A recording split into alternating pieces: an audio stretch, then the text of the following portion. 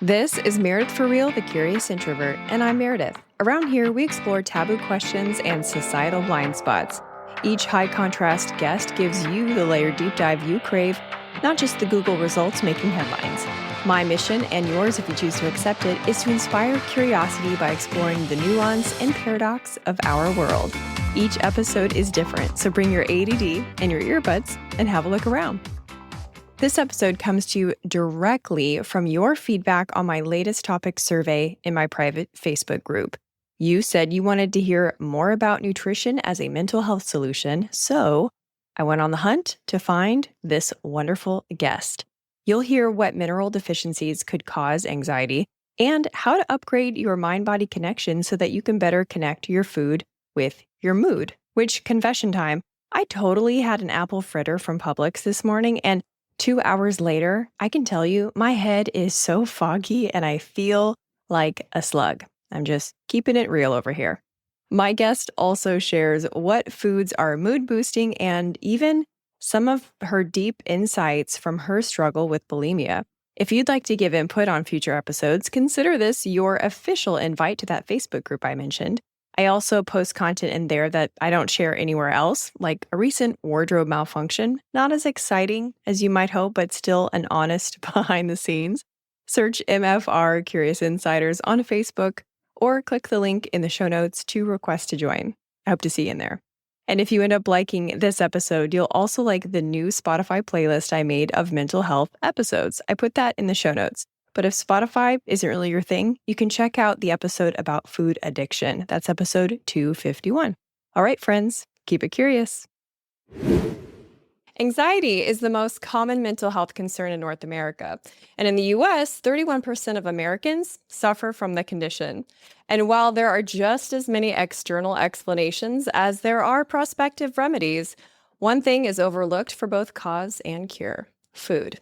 My next guest has a master's of science in public health and is a registered holistic nutritionist. Her practice acknowledges the wholeness of a person and the complicated journey of being a modern human. Today, she's going to open up about her own complicated relationship with food as someone recovering from an eating disorder and talk food strategy as mood strategy as we ask the question, could your anxiety be due to your dinner? Advocate for peace, recovering perfectionist, using food for mood, Heather Lillico. Thanks for being here. Oh, thanks for having me. That was such a beautiful introduction. Well, you do make it easy. This is such an interesting topic and one that we definitely need more health professionals being willing to explore. And so I love how you take kind of a partnered approach and you are full spectrum, I would say. Yeah, I mean, definitely very holistic. It's come a lot from my own journey and struggles with food and sort of changing to see food as medicine, food as healing, as opposed to food as enemy. Yes, exactly. And I think most of us are familiar with the idea of comfort food. No one is disputing comfort food works, but the idea that our food could be making us anxious, maybe that is a little bit more, of a challenge to wrap our heads around. So what research data have you found that suggests that this could be serious enough that quitting certain foods could actually be like a psychiatric intervention? Yeah, there's a lot of really compelling research in the area of nutrition around the link between our diet and our mood. And I would say I experienced it firsthand. Like that's first how I got into this work was I developed anxiety in university and I started having panic attacks. And it got to the point where I was so overwhelmed. I was so on edge. And I was like, I can't live the rest of my life like this. And so I was in the working world at the time and I quit the job that I had. And I was like, I got to go on a journey and figure out like what is going to work, what's going to help.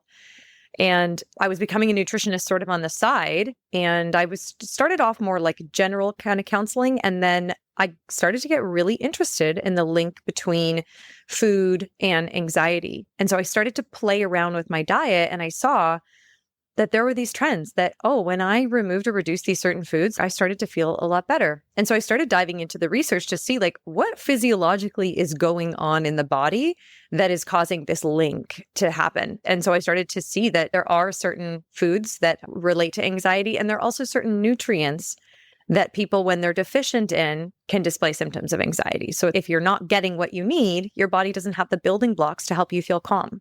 Ooh, and then it's just an uphill battle. Okay, talk to me about the nutrients first. What nutrients were kind of top of the list? Yeah. So, in terms of the nutrients that we want to make sure we're getting enough of that are really going to help with mood, magnesium is one of the most important minerals. It's involved in over 300 reactions in the body. It has a really big role in helping to produce GABA, which is our relaxing neurotransmitter in our brain. I'm sure people have heard of serotonin, dopamine. GABA is, I don't think we talk about it enough, but it's a big one related to anxiety. We need to have enough of it to feel calm. And so magnesium helps that creation of GABA. So that's one for folks to consider.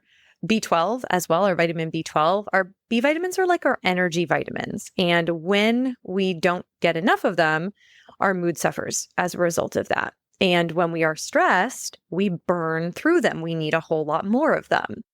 And so B12 is sort of related to some of those pathways of creating some of our neurotransmitters as well. So we want to consider that. Zinc as well, another mineral, has big links to anxiety. Omega-3s, which are involved in inflammation.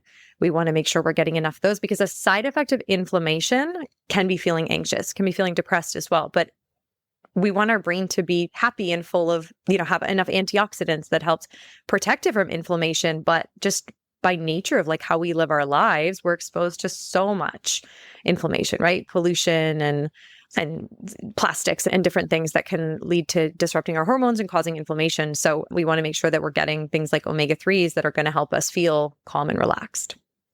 I recently did some blood work and found out on accident that my body is not absorbing magnesium the way that it should be, like taking 900 to 1,000 milligrams every day, and my blood work still reflecting someone who doesn't take magnesium whatsoever.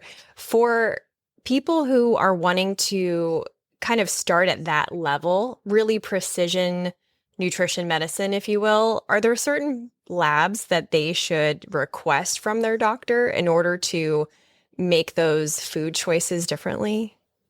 Definitely. I think we have to be really strong advocates when it comes for our health, and the doctor's office is a great place to start. So someone could consider ordering some blood work that includes testing for your B12 levels, your iron levels as well. Iron can link to anxiety. Vitamin D is a really big one. Now we're coming into right now as we're recording this like the summer months. And so it's a little bit warmer and nicer, but a deficiency in vitamin D is linked to anxiety. Also magnesium you can test with blood work. I would probably also consider doing like a thyroid hormone test because a side effect of your thyroid being out of balance is that your mood is out of balance as well. Someone could also look at their levels of inflammation, like you can measure your C-reactive protein via some blood work, or even doing like a dried urine test can measure some of your hormone levels. I know a couple of years ago when I was feeling really just burnt out and exhausted, I did one and it just gave me so much clarity of like what was going on in terms of like, why was I waking up at, 2, 3 in the morning? Oh, because my cortisol was off. And so it will just give you a little bit of a starting point of, okay, what might I need to consider supplementing? And maybe just sometimes it's like, oh, it makes sense as to why I've been feeling this way. Like when I see that my iron is low in blood work, I can then link it to, you know what? I have been feeling so exhausted and tired. And it gives me like a little bit of peace of mind of like, it's making sense now. It's from this. Now I have a bit of a path forward. Isn't it funny that we need help listening to our bodies, though? We need those outside data points to learn how to like calibrate our internal senses to go, okay, this thing happened to me. Like I was struggling once with some jaw pain, and it took me a while to realize I was tightening my jaw when I was around certain people.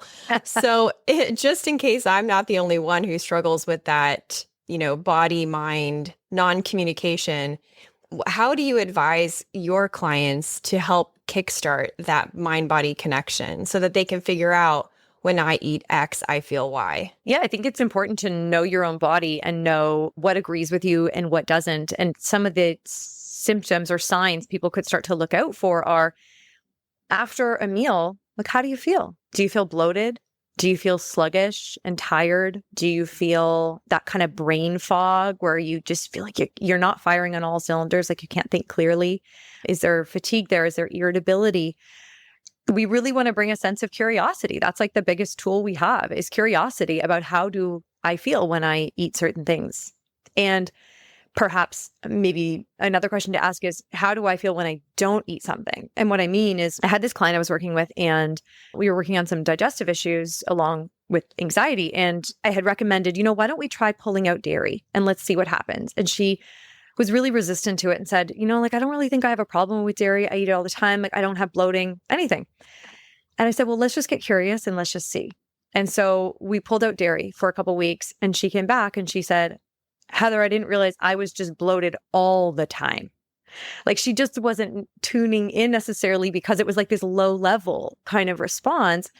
And unless she had gotten curious, she wouldn't have found that out. So this is why I think we want to bring curiosity over judgment when it comes to food, but also just start to really tune into some of these symptoms and see what's present and what's absent when we have certain foods. With someone that is having gut issues, maybe part of their gut issues is the inability or the slow ability to absorb nutrients. Maybe they have some microbiome issues that they're really struggling with.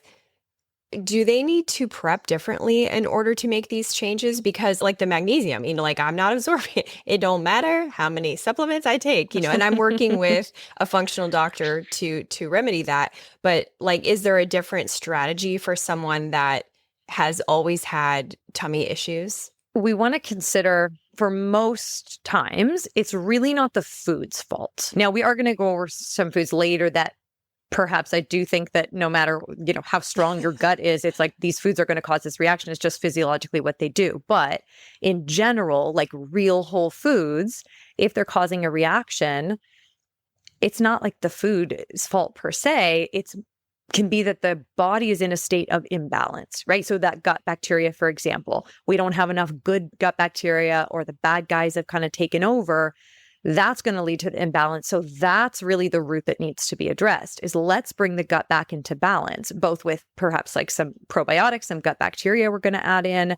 We're probably going to do some gut restoration work with perhaps some ingredients like marshmallow root or slippery elm or aloe, or glutamine is a great one. Some things that are going to help keep those cells in the gut nice and plump and healthy, so that the food doesn't seep out when we have leaky gut, and it can cause a reaction and can cause inflammation, leading to things like anxiety. So we can kind of address the root, which is, let's make sure that gut function is as it should be, and let's restore the balance of bacteria.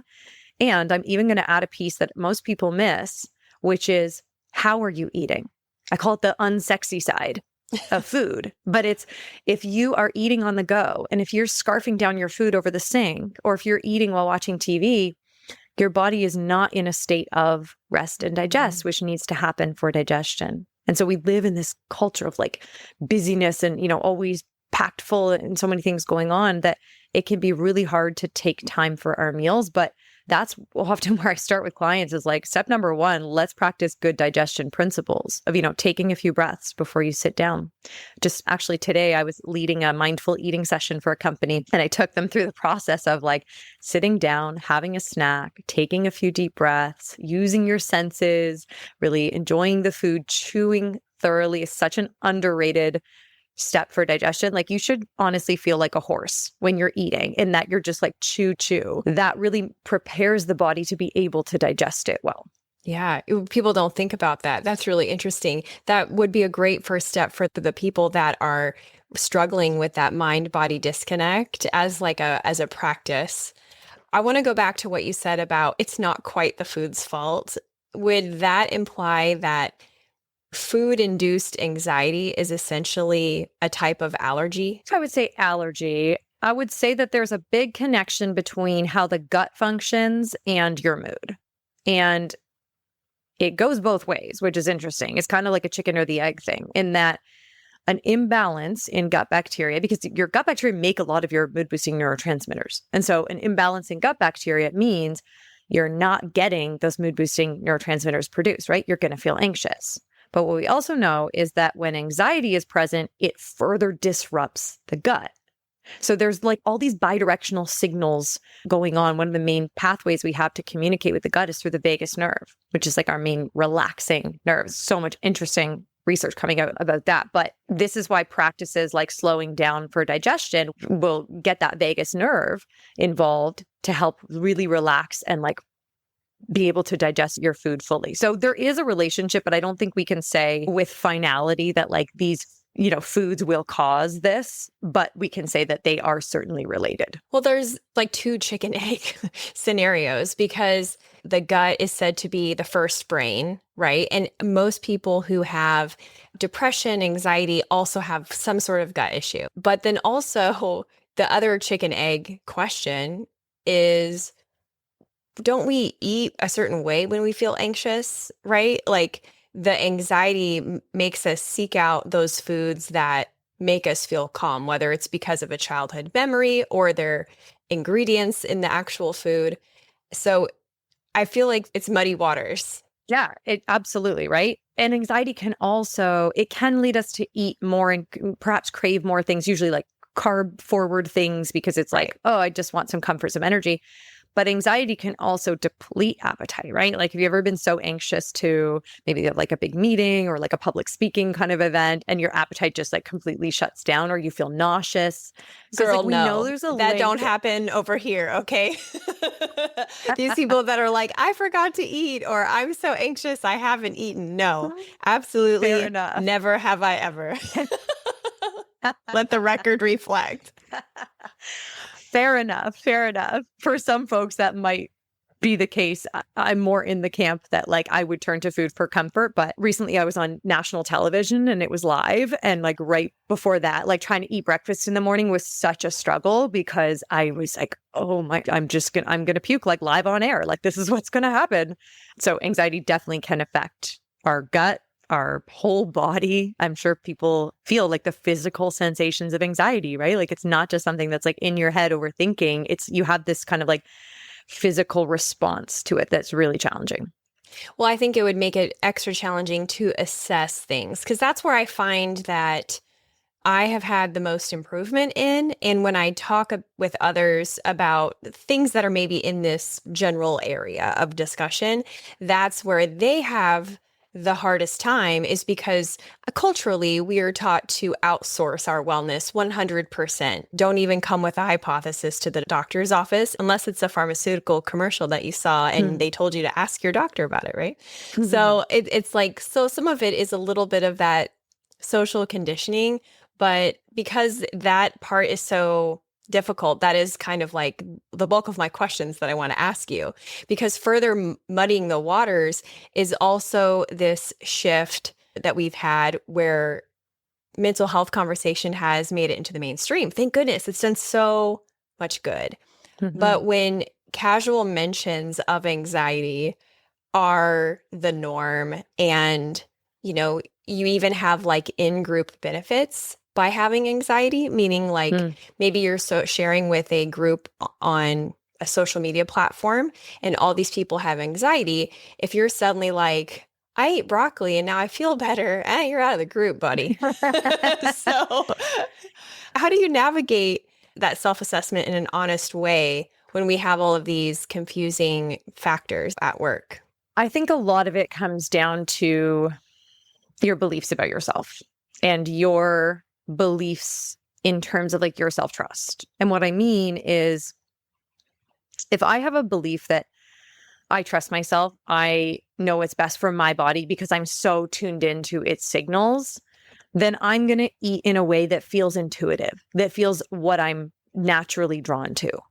And when you trust yourself deeply and have such a, I want to say reverence is the word that's coming to mind. And when you have such a reverence for your body, I mean, this is like your vessel that is carrying you through the world, then I do think it shifts your food habits. Like what I've seen for myself is when I had such low self-worth, I was reaching for foods that were more processed and packaged because I wasn't really tuned into my body. And I also, on some level, like on a subconscious level, I don't think that I believed I was worthy of nourishment, of support, of fuel. And so now that I've really shifted that belief, and this is why food is such a complicated subject, that it's not just food, it really does reflect like your deeper beliefs about yourself. Since I know now, like I'm worthy, I'm good enough, I'm deserving, I trust myself to nourish my body in a way that does feel really good. And so I find myself more often reaching for real whole foods with nutrients that are going to help me feel good, because when you shift the underlying beliefs, you want to act in alignment with those beliefs, right? Someone who trusts themselves, who believes that they're worthy, that they're good enough, they want to nourish their body, because that's what the body truly does. I think like at a baseline level, like these are the things that our body knows are good for it and will crave. That's interesting. Yeah. Evidence that information is not enough. Like we all know kale is healthy. Like get out of here. You can't tell me at this point that you don't understand fruits and veggies are healthy. Like that's not a lack of knowledge thing. Although I think it is kind of interesting to learn about certain foods and what power or, extra nutrients they have that might be beneficial. But everyone has the baseline knowledge of nutrition. At this point, it's really not about that. I do think it is about addressing the underlying belief so that people know that they are worthy and deserving of nourishing themselves in this way, that they can take time for their meals, that, they can have that like sort of ritual out of it, that we don't have to just blow through life and go, go, go. We can take time to rest and eat and digest. So the idea that this data information was not enough, that your own lived experience matters and that you matter, was that something that you realized through your journey of food relationship struggles with bulimia, or was that way after? Tell me about what that felt like for you. I've always struggled with food. And when it really came to a head in university, I experienced a sexual assault trauma, and that sort of led to coping with food and led to the bulimia. And I had such a tangled relationship. And all I remember is that I wanted to eat as little as possible because I wanted to be as small as possible. And I really wanted to, it was part of like wanting to disappear from life.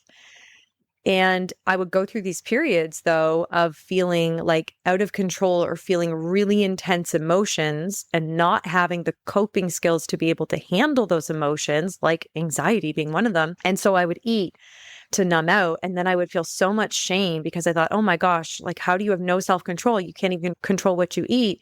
And so then I would purge afterwards. And then I would feel shame about that. And it was just a cycle and a cycle. And that was like over a decade that I struggled with that. And I struggled in secret with it. So really no one knew, like not my closest friends, not my family, no one knew because I had so much shame around it. And honestly, I think that's the reason why I became a nutritionist, is because I thought, okay, if I can just know everything about food, then I'm going to be able to control it so much better. And then I'm going to be this certain size and I'm going to feel happy and confident in all these things.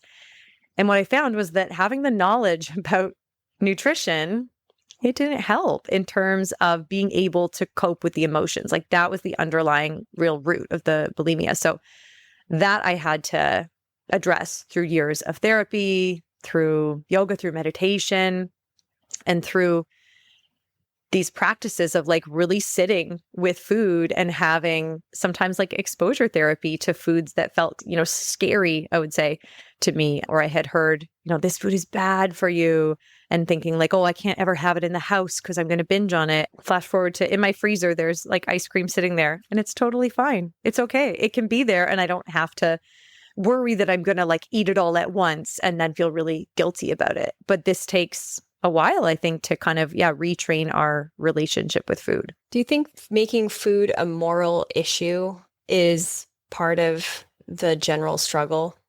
Yeah, I've seen this a lot in clients where there's so much language of like, oh, I was bad today. I had this. I was good today. And I'm like really on a mission to change that, because you're not a better person because you eat a salad. Like you can eat a salad and still be an asshole. Like it's not about that. So it has nothing to do with our goodness as a human, but we certainly have tied it to our worth and our, there's so much shame and judgment, when I think if we just sort of brought curiosity to it, because I like to say like everything in moderation. Like if you want to have the cookie, that's totally fine.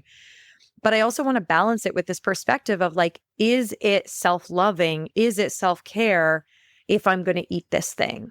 right? And the answer might be, yeah, for a little bit of it, totally. But perhaps when we cross that barrier of like, overeating, then it becomes that point of like, this is no longer self-loving and self-care to myself when I'm having, this amount of it or having it too frequently, just as an example. Yeah. So who are the top offenders on the food list that regardless of your biological tendencies, they just tend to be anxiety inducing just because that's their nature? These are what I call the 5 stress escalators. And again, let's bring a lens of curiosity here to see like, how might these be affecting me? And so number 1 is coffee, because it is a nervous system activator. And when you are already in a state of anxiety, you are already pushing that fight or flight pathway. Your nervous system, your sympathetic nervous system is already kicked on. And so coffee is activating it even more. And especially if we're having it like, first thing in the morning on an empty stomach, it's very acidic and it is going to affect your stress hormones. So maybe we do like an herbal tea instead, or even just like a half calf, perhaps, right? Like lessening the amount of caffeine that you're having, or doing like an adaptogenic blend. Okay, you had me at adaptogenic blend because I was like, Heather, oh, listen, I cannot get rid of my coffee. But I think that's, again, I'm sure the listener can relate to me. Like, this is what happens. I mean, you're in this world every day. Like, we hear this advice and we immediately get defensive, like, don't take away my fill in the blank. Right? Yeah. And it's like, we're not even in the same country right now. Like, you can't take away anything that I have. But I think that's like the nature of us learning that people in white coats tell us what to do. And then we are just, doing what they say, or feeling bad that we don't do what they say. And if I'm hearing you correctly, what I'm hearing is that you're saying there's a third option actually. And it's where you connect your mind and your body with compassion and have agency over your own choices to ask, is this morning coffee really doing me any good? Yeah, that's so well said. Absolutely, right? Everyone has agency over their life. I mean, I'm here to share what the evidence says, what I found effective, what I've seen as a nutritionist in this space for almost a decade now. But each person gets to make their own choice. And this is why we come from curiosity and exploration, right? How might this be affecting me? Do I need coffee in the morning because I'm so exhausted, because I'm not sleeping well? Then great, let's address sleep, right? Let's like back up and get that first domino to fall. If it's like the ritual you love, awesome. We can do plenty of things to get you that ritual and have you feeling that like, warm moment to yourself, holding your cup. That's fine. But people, we do get so attached to, it's almost like an identity shift that has to happen to see like, can we let go of this piece that we've held on to because we see that it's no longer loving to ourselves to consume it if it's something that, does truly affect your body. And you'll know when you start to tune in and notice the signals from the body. 100%. So who else is on this list? So coffee was one. Dairy is another one. And the reason I say dairy is because it is one of the top food sensitivities, meaning it shows up very often for people in terms of a food that's causing an issue. We know that most people lose the enzyme to process dairy as we age. And if we think of like the purpose of dairy, right, it's to fatten up baby cows. And so this is why it's a hormonal product. We would be getting all of those signals like fatten us up. And as adults, we don't need that. So a lot of people get concerned about calcium. I mean, there's loads of other sources to get calcium from. If it is a food sensitivity or your body can't process it, then it is going to cause inflammation, cause a reaction in the body, and feeling anxious can be a side effect of that. Yeah, I absolutely agree. As someone who stopped being able to process dairy at 34, I don't know about anxiety, saw the shift. but anxiety that I might like fart and it would embarrass me. But Sure. But systemic dysregulation for me, maybe not, but definitely on those side effects for sure. Yeah. I mean, I teach yoga. I hear all the farts all the time. It's a big, we move past it. Yeah. Yeah, But exactly. yes, it definitely can lead to some anxiety if it's affecting the stomach. Yeah. Yeah. Who else is on that list? So the next one would be alcohol. And the reason alcohol can affect us is it depletes those B vitamins. So we talked about at the beginning, your B vitamins are like your energy vitamins, right? They have a big role in mood. And alcohol has been shown to deplete them. It also depletes GABA, which is that relaxing neurotransmitter. Oh, that's interesting because we drink alcohol to relax. Notice how I'm making like a huge correlation for alcohol, but I'm like, caffeine? No. I'm like, coffee's fine, but let's pick on alcohol. Yeah, exactly. But that is so interesting because, low GABA, it has a lot of correlation with ADHD symptoms and like you said, anxiety. So, wow. Okay. So sorry to interrupt you. I just had like a huge light bulb moment that I had. Epiphany, light bulbs, fireworks, all the things. And alcohol, I think this is one that we kind of can tune into pretty easily. Like if you have too much to drink, the next day, you notice the signs of it, right? Like you can really feel that. And part of that sort of anxiety that comes the next day is low GABA. So even let's say like someone doesn't want to reduce drinking at this point, you could take a GABA supplement to kind of offset some of that. And that's often what I do. If I'm going to choose to have a couple drinks, then I'm going to have my GABA ready and I'm going to have that to buffer some of those side effects of the next day, thinking like, what did I do? Did I say something? Something wrong? And that feeling of anxiety can come up. So that could be something, just a little bit of like harm reduction, we could call it. I like that. So the next one, processed sugar. So this is like your high fructose corn syrup, your white sugar, your brown sugar, the things you find in like candies, cookies, cakes, a lot of like processed and packaged goods. And what's going on there is processed sugar uses your body's resources to process and digest it, but it's not giving you anything. There's no nutrition that it's offering. And there is a relationship with gut bacteria. We know that people who have high sugar diets have fewer good gut bacteria and they have less variety of gut bacteria. And that's relevant because different bacteria do different things. Some are going to balance your blood sugar, which is also a key for anxiety. Some are going to make your immune system. Some are going to make your mood boosting neurotransmitters. So we want a variety in there. And processed sugar can really deplete that. And we have lots of alternatives. Even the more natural based sweeteners like maple syrup, honey, agave, these are going to spike blood sugar a little bit, but they are going to offer some trace minerals in there and they're going to be a little bit more nutrition than a processed sugar. Or we have kind of fun ones like monk fruit. We're seeing really big coming in now because it doesn't spike blood sugar at all.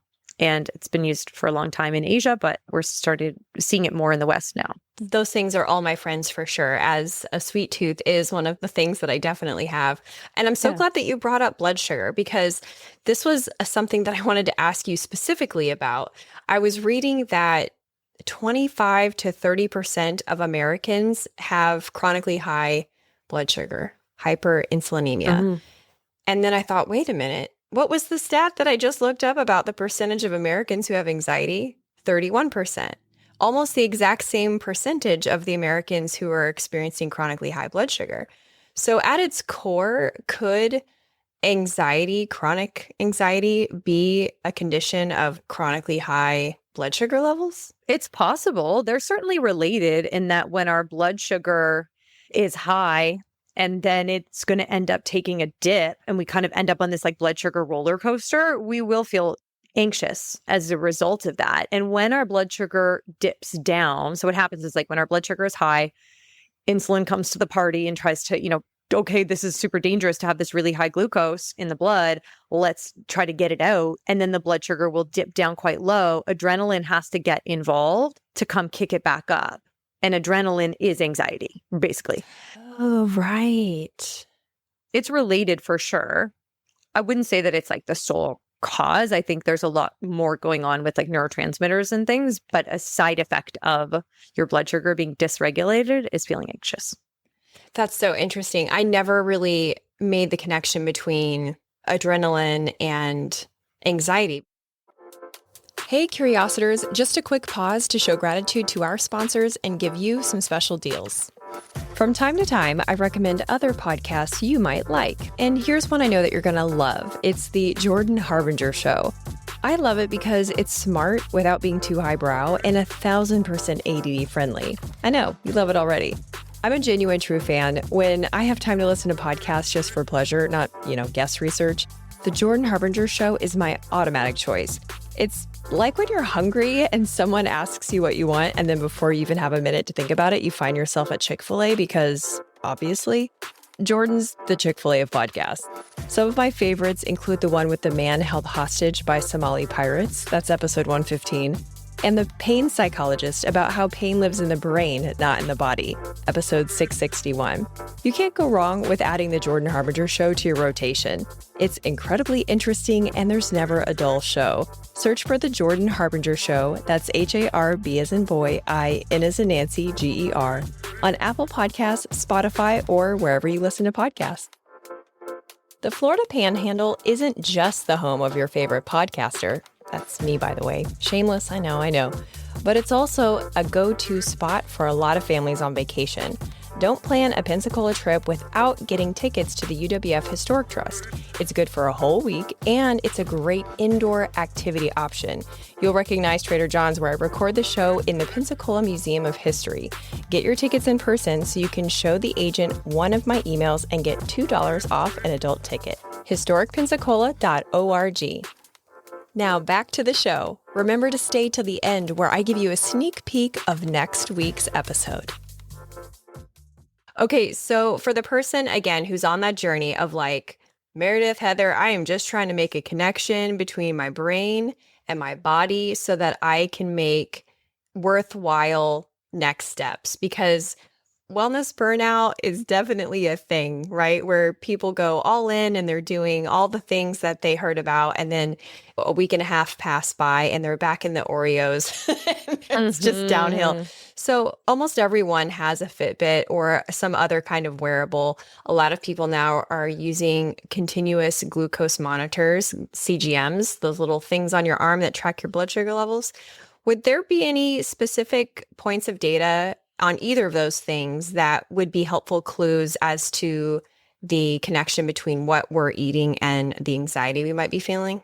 So, I mean, if someone was wearing like a glucose monitor, for sure, you could look at the foods you're eating and see the spikes and falls in blood sugar. I think that's relevant. I think I have maybe a different perspective on wearables, that I think they can take away our personal power, because with anxiety, there can come a lot of very intensely focused behavior, obsessive kind of behavior. And so I think that having a wearable can mean like you're looking at it all the time. And then if you're seeing some sort of reaction, let's say you see like your heart rate going up, for example, that can then start to cause more anxiety, because it's like, oh my gosh, my heart rate's going up. Something's wrong. What's going on? My body's not working for me.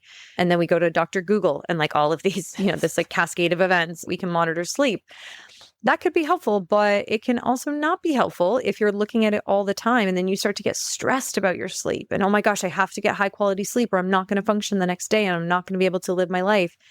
And then it just becomes too much. So I think in some aspects, going like super high tech with all of that stuff isn't that helpful, because I think it can take you out of tune to just your natural body signals. Like your body at its core knows how to eat. It knows how to nourish itself. It knows how to fuel itself. Like this is what I hope we can get back to, is these more intuitive signals, because your body has so much wisdom around how to fuel itself. Like you have this in your DNA. So if we can get back to that, then I think that gives each person a lot of power for themselves. Since so many of our foods are lacking the nutritional value that ancestrally we would have had easy access to, are there supplements everyone should be taking in order to optimize not just their mental health, but their health in general?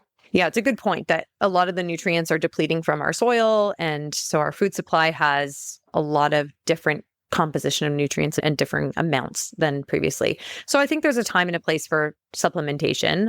Someone could consider like a high quality multivitamin to kind of cover the bases. I generally prefer more targeted supplementation depending on like what's going on for someone. So some of the key ones I'll work with in the area of anxiety at least are a probiotic to balance out the gut bacteria, typically a magnesium, because we know a lot of people, like upwards of like 50% of people, are deficient in magnesium. So that can be a good one. Of course, we want to make sure they're absorbing it, but it's great to supplement in general. And then usually an adaptogen as well. So adaptogens, I've said this word before, these are classifications of plants, of mushrooms, of herbs that help the body with resilience to stress. So one of my favorite ones that I work with is ashwagandha. Have you heard of ashwagandha before? Yes. Yeah. Okay. So it's a great one. It does have evidence behind it that it can be helpful for insomnia and also anxiety. It's been shown to reduce cortisol. And this is something that you kind of need a little bit of time to see an effect with. It's not typically like you take an adaptogen and immediately the next day you're like, I feel amazing. Not that kind of mushroom. Effect. That's a different kind of mushroom. Different kind of mushroom. Separate podcast. You do have an episode on that, don't you? I have quite a few. Yes. Yeah. Actually, since we're on this rabbit trail, let's put a bookmark in what you're saying, because I don't want to derail us too far. But like the deep work of Am I Worthy, and like all the stuff that you were saying is so beautiful, but it feels so out of reach for the average person.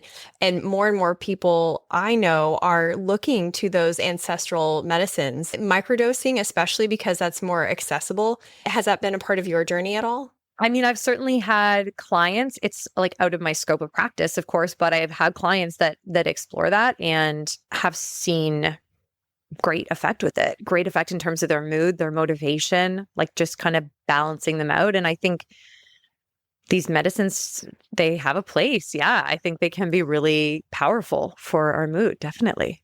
Yeah, I've definitely found that to be true. Okay, so back to ashwagandha, back to functional mushrooms. Yes. So ashwagandha, this herb, that can be incredible for anxiety. We also see mushrooms like reishi mushroom, often called nature's Xanax. That one is really great for inflammation, for immunity, and for anxiety as well. Someone could also consider, we were talking about blood sugar, not as a supplement, but just as typically like an addition, like adding to your smoothies, because chaga is incredible for balancing blood sugar. It's a Peruvian, sort of in like the turnip family, but that can be a great one to add. So those are the main supplements, like a probiotic, magnesium, an adaptogen. You could also do like a B complex vitamin as well, but I typically like to see if like, where is someone at? How are they feeling? We don't want to overload people, right? Because when we get just so overwhelmed with things to do, it can all go out the window. Well, it can cause more anxiety. That's the thing. That's why, that whole tuning in and deciding what's next, that's a practice that I've been playing with lately, is asking my body, like trying to have two-way communication with my body, which sounds so bizarre, but really asking, what do I need? And like just listening. And if an idea comes to my mind, okay, let's just go with it. Let's just see, within reason, of course. But about the mushrooms, the ashwagandha, the reishi, does extraction process matter? Does method of consumption matter? Like teas and supplements and gummies, there's all these different kinds. Is one better for someone who's really seriously needing to like bring down the anxiety? Yeah, I typically recommend going with an extract because it is going to be more potent. And most of the research surrounding these comes from extracts. And you do want to go with something that's high quality. You want to have something that's third-party tested so that you're not having something that's contaminated. Of course, like follow the bottle recommendations, but third-party tested and an extract form is typically going to be the most effective. So it sounds like that would be probably a tea or one of those coffee hybrid blends that you were talking about? Usually, when I say extract, often you'll find it in supplement form, like a powder in a pill. That's typically how you would find like the most, I would say, like the high quality. But then you can also see benefits of having them in like an adaptogenic blend in a coffee or, a coffee alternative. You're just going to see a lot lower amounts of them. So if you're looking for like that therapeutic benefit of like, I really want to see some change in my mood, a supplement, in my opinion, is the best option. But it's not as if you're not going to get any benefit of having like a powdered formula in, that you mix into like a tea or coffee or something like that. Right. Because I mean, the best, what do they say about exercise? The best exercise routine is the one that you do. So probably the same could be said about supplementation. Yeah. Fit it into your routine. What's the general turnaround time for food and supplementation changes for seeing like an improvement with anxiety and mood? So it depends. Let's start supplements. So it depends on the supplement. With adaptogens, we typically see like 4 to 6 weeks is what it would take for you to see like the layering in of the herbs, the mushrooms, whatever it is. With some supplements, it can be more immediate. Like I have clients after, 2 days of magnesium, they're like, oh my gosh, my sleep has improved so much. Like I've been struggling with insomnia for so long and I just had like a full night's sleep. So that can be more immediate. With food, what people will notice right away is when you start eating in a way that feels good for your body, you just start to feel good about yourself like that. And it doesn't even necessarily come from the nutrients, I would say. It's more like, I'm making a really solid choice for myself and that feels good to do. So there's like that kind of immediate mood boost. And then if we're following these mindful eating kind of principles that we talked about, right? So having it's like slowing down, eating our food, like those kind of things can have an immediate effect as well, because then we're absorbing nutrients, we're not feeling bloated. Like these kind of things can be more immediate. But for some nutrients, let's say like iron, for example, it takes a long time to build up iron stores in the body. So that might be something that takes a little bit longer to see an effect on. Okay. So it's good to have those reasonable expectations. As far as mood boosting foods, what's on the menu? So there's 4 categories of mood boosting foods that I think are the most impactful, coming from a nutritionist perspective, also, of course, coming from research of like these foods contain certain nutrients and some of them that we talked about. So we have nuts and seeds as our first category. Nuts and seeds contain magnesium and zinc, 2 of those minerals. They are also typically contain healthy fats that are going to stabilize blood sugar. And their seeds especially are like little nutrition powerhouses. Like it has to, if you think about it, like a seed is something that something else is going to grow from, right? So it has like all of this potential, all of these nutrients in one little package. So things like hemp seeds, incredible, one of the highest for magnesium and omega-3s as well. Pumpkin seeds, one of the best for zinc. And it's super easy to work in, right? Like a handful of seeds, sprinkling, maybe on a salad, or let's say you're having oatmeal or making a smoothie, and just like dumping a bunch of this stuff in is a great way to pack in nutrition. Number 2, leafy greens. So like kale, spinach, chard, any type of lettuce. These are going to provide folate, which is one of our B vitamins, great for mood. And they also typically, if you're getting like those hardier greens like kale, spinach, they're going to have fiber as well. And that's going to feed the bacteria in the gut. So we want to support them, keep them healthy. They also have chlorophyll in them, which gives them that green color, which is such a good antioxidant, great for inflammation. And then we have 2 more. So we have fermented foods. Fermented foods are things like yogurt, such a popular one. Perhaps we're going to explore some dairy-free yogurt since we talked about dairy, kefir, tempeh, fermented soy, kombucha, a really popular one, sauerkraut, kimchi, any of these. These are going to provide live bacteria that are going to support the gut. And we've talked about how important gut health is for our mental health. And then the last one, bright fruits and veggies. So anything that has like a deep or rich color, think beets, cherries, berries, plums, sweet potato, carrots, any of these, that coloring tells us that they're really rich in antioxidants. And so that's going to help support the body with inflammation, help support the brain, and help us feel calm. So those are the 4 categories. So for people that don't cook, which is a lot of people, they're listening to you and going, what am I doing with a beet and a sweet potato, Heather? And I fear that person is probably grabbing something on the way from home, like a lot of people do. They're busy, they're tired. So they're getting that processed food. I mean, is there like a in-betweener step between the beet and the sweet potato and the McDonald's? We want to go with what people naturally enjoy, right? Like probably there are some foods that each person enjoys that do fall into these categories. So maybe carrots you can get behind because you can buy a bag of baby carrots and have them on the go and just like munch on them, right? We can certainly find things that are a lot easier to prep, but I also do think it does come down to those underlying beliefs, right? Because we spend time and money on what we value. So what are you telling yourself when you're not spending time nourishing yourself, right? You're choosing to put other things in front. And this might trigger some people, and that's fine. But I think we have to take personal responsibility for how we're fueling ourselves, right? Food is medicine. Food is fuel.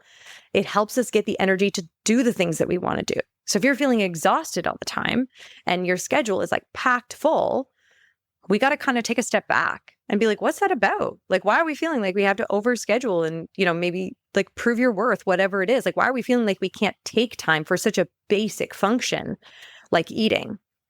Or a lot of times people will like not even have time to go to the bathroom in the day. And it's like, this is like your biology, like you need this. So what is it that is making you feel like you can't take time to take 2 minutes to go pee in the day? These are the deeper beliefs that we need to address. Yeah. And that is really the tough work. So many people now, however, are working with a mental health therapist, which is great news. as long as it's the right fit and, the Yeah. right structure, because there are mental health centers that are just like a factory, and they sort of are incentivized to have you keep coming and just, talk about your day, and no real progress is made.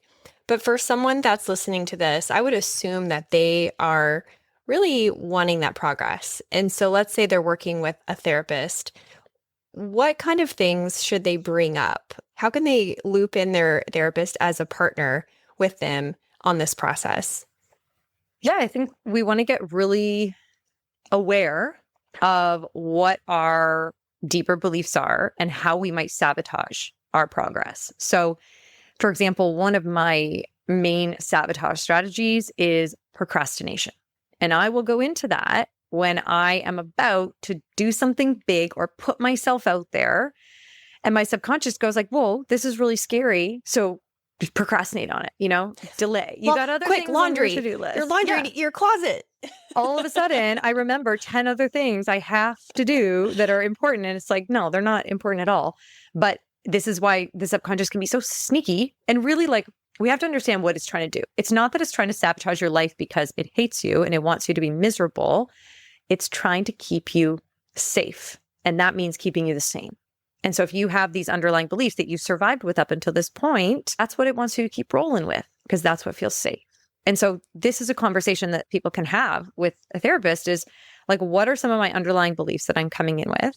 And then what are some of the tools that I have to be able to disrupt those in the moment, right? So when I start to go into procrastination, when I start to go into, needing to be right or numbing out or any of these kind of distraction, what is a tool that I can lean on to pull myself out of that? Maybe it's some breath work. Maybe it's some affirmations. Maybe it's offering yourself safety so that your subconscious knows it's safe for you to change and do it, take a different path, that you don't have to keep doing the same loop over and over. Because I think what happens is we get so freaking frustrated with that loop, and we're like, I don't want to do this anymore. I don't want to follow this, but I don't yet have the alternative. I don't yet have the skills to do something different. Oh my gosh. Okay, what is this, like the fifth light bulb? Like, as soon as you said your brain is trying to keep you safe, your body's trying to keep you safe, and safe means the same, like, mind blown, because I've never thought of it that way. But you're so right. And when we don't see a solid road of this is the alternative to being the same, which includes these self-loathing behaviors, then we do stay the same, because we always pick whatever we perceive, twisted as it may be, the lesser evil. And the lesser evil might be like, I'm going to just, eat Oreos and feel anxious and drink alcohol. And because I don't see this other path. So thank you so much. You were like such the right person to come and share this with. I appreciate all the knowledge and the light bulbs. Can you share how people can interact with you? You are just north of Toronto, or in the Toronto area. I'm you in have Toronto, a practice? Okay, share how people can interact with you, either in person or virtual. Sure. Yeah. So I'm in Toronto. Most of the practice that I have is virtual, and I run an app called Cultivating Calm. So if people want to dive deeper into their deeper beliefs that are holding them back and want to really make some shifts and understand what are the habits that they can put in place that are going to help them be calm, be happy, and live with more ease, then they can check out Cultivating Calm. There's a free version of the app they can download, get started. And I also do have coming up an in-person offering, which is an in-person retreat that's happening just north of Toronto. It's going to be this beautiful, like, forested plank area. So it's yoga, it's restorative hot stone, it's meditation, it's workshops as well to dive deep into really having like a calm reset. And that's happening on Saturday, September 13th. So we can include the link in the show notes, and anyone who wants to explore coming for that day-long retreat, then they can join us for that. I love that. That sounds perfect. And I'm sure after spending a summer with children and grandchildren, everyone will be excited for a day-long reset. Yes, absolutely. Well, thank you again. This was fantastic. Thank you for having me. Thanks for listening. If you liked this episode, you'll also like the new Spotify playlist I made of mental health episodes. I put it in the show notes. But if Spotify isn't really your thing, you can check out the episode about food addiction. That's episode 251. Stay tuned next week when I talk with a legal brothel manager. Until then, keep it curious.